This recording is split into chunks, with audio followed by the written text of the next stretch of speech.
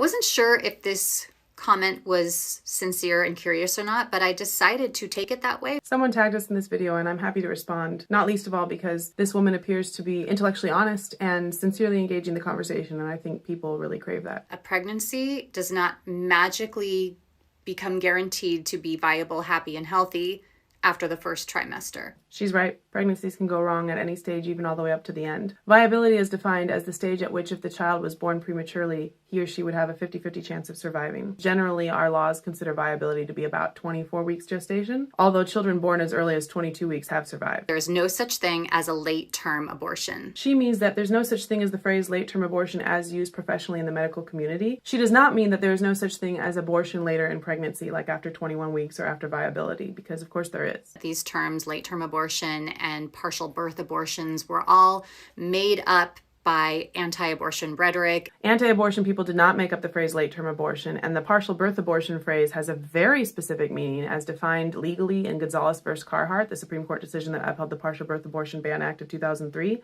And it also has an equivalent in the medical community. It's known as intact dilation and extraction, and it's defined very specifically there as well. It's worth noting that ACOG has a lot of opinions on what phrases people should be allowed to use when talking about abortion. They don't just object to phrases like late-term abortion. They also don't think you should say surgical abortion or self-induced abortion or elective abortion or abortion provider. And if you read their language guide, you'll see that almost none of their objections have anything to do with medical accuracy, and almost all of it has to do with their views of connotations, biases, and value systems. In other words, it's not so much a primer on medical terminology as a public relations piece for abortion. Abortions are described based on the amount of weeks or the trimester. I agree with this. I think the best way to avoid confusion is to use the number of weeks you're talking about. So when we talk about later abortion, we're usually talking about 21 weeks or later, because that's the way some statistics break down. Or if we talk about post-viability abortion, we're talking about 24 weeks or later. Why abortion access is necessary, including fetal anomalies. Keep in mind that when we talk about abortion for fetal anomalies, sometimes we're talking about life-incompatible anomalies like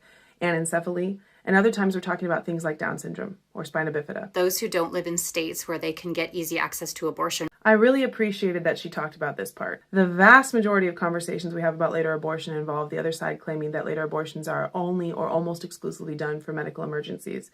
But this is acknowledging that some of them are done for other reasons, in some cases because they couldn't access abortion earlier, and that may be because there were abortion restrictions where they were, or it may be because they just didn't have the money or the time off work or other resources to get the abortion earlier. Women also get abortions later in pregnancy, and by that I mean 21 weeks or later, because they struggle to decide whether they wanted to abort, or because they simply didn't know they were pregnant sooner. There is no research showing that even the majority of later abortions are done for medical emergencies. The fact is that there are multiple places in the country where women can abort healthy, viable fetuses for no medical reason.